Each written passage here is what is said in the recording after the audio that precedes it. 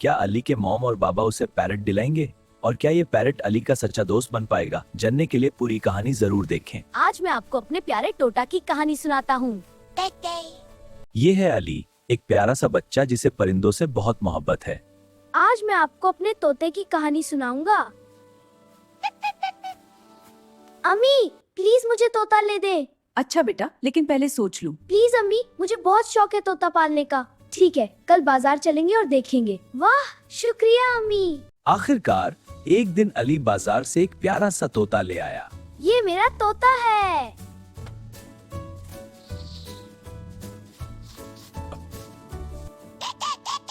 हाँ देखो कितना प्यारा है मेरा तोता।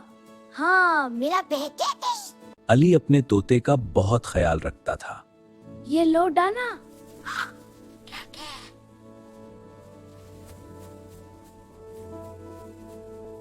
कुछ ही दिनों में तोता अली से बातें करने लगा। लेकिन एक दिन अली ने देखा कि तोता अकेला और उदास है। तुम उदास क्यों मेरे टोटे?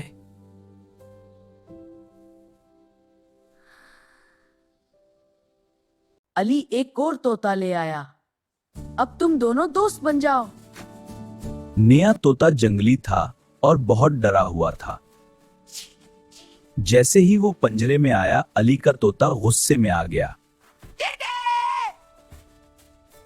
अली का तोता उसे बर्दाश्त न कर सका और उसे मारने लगा। जंगली तोता जख्मी हो गया।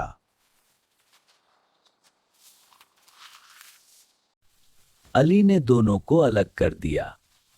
अब तुम अलग रहोगे।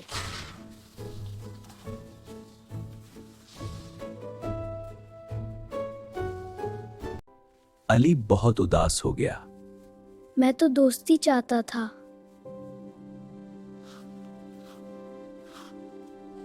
एक दिन जंगली तोता पंजरा तोड़कर उड़ गया। ये तो चला गया। अली ने पिंजरा खोल दिया और तोता से कहा कि वो आजाद हो जाए। मगर तोता पिंजरा से नहीं निकला। वो अली की तरफ आ गया।